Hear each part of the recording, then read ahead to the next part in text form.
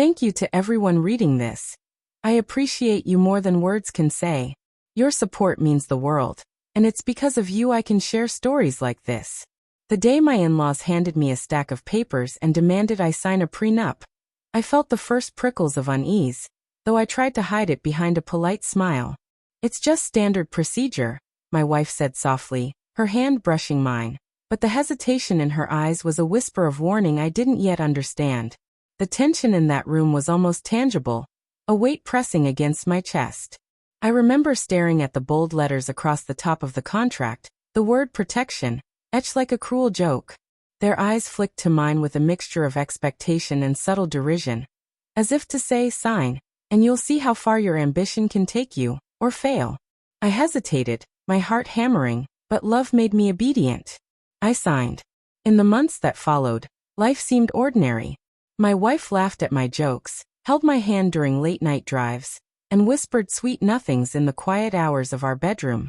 I tried to believe in those moments, to convince myself that the unease had been just a shadow, a fleeting sense of doubt. But shadows have a way of lingering, of curling into the corners of your mind when you least expect it. Then the first anomaly appeared. An unexplained expense on our joint account. A lavish dinner. A bouquet I didn't order. Tickets to an opera I had never shown interest in. I asked casually, hoping for reassurance, but her answers came clipped, vague, almost rehearsed. It's nothing, she said, her fingers tracing the rim of her wine glass as though she could erase my suspicion with a touch. But the seed had been planted. Weeks turned into months.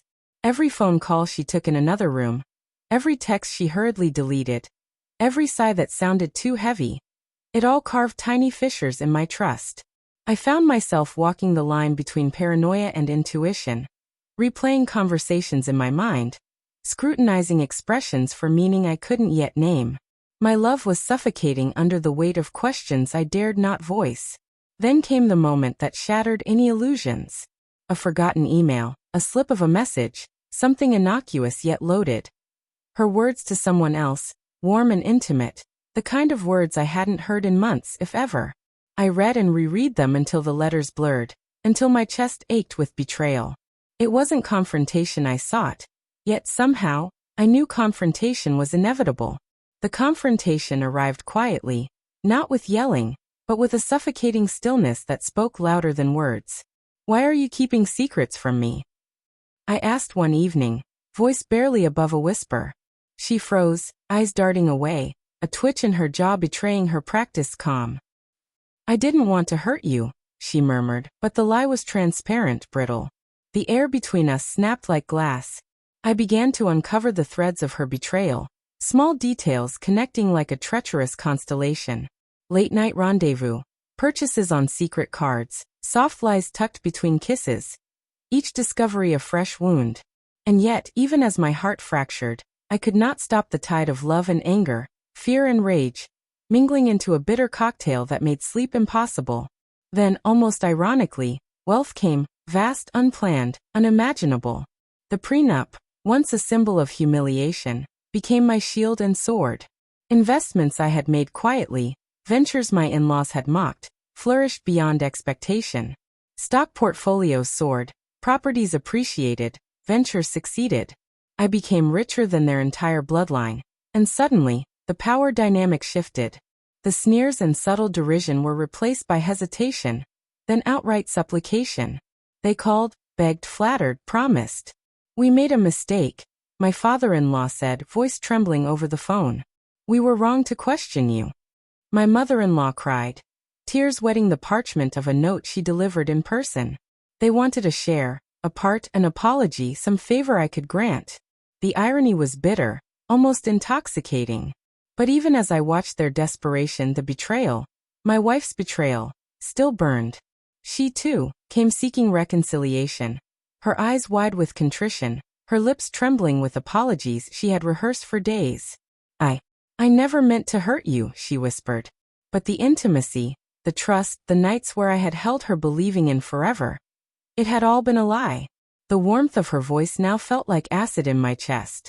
I realized then that my revenge, or perhaps my justice, was not measured in money, but in the quiet strength of my own decisions.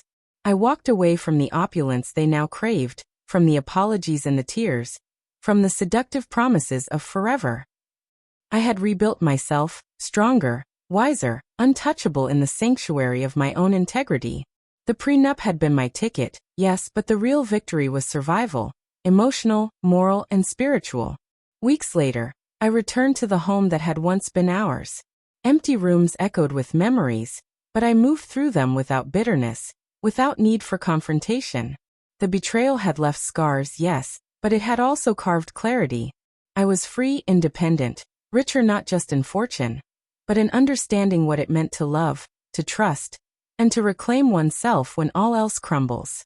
They remained, shadows at the threshold, begging for forgiveness, for inclusion, for restitution that I no longer owed them.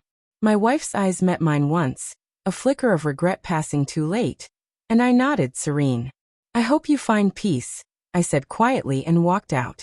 No more anger, no more heartbreak, just the quiet satisfaction of survival, and the lesson that sometimes, the deepest betrayal paves the way for the greatest awakening.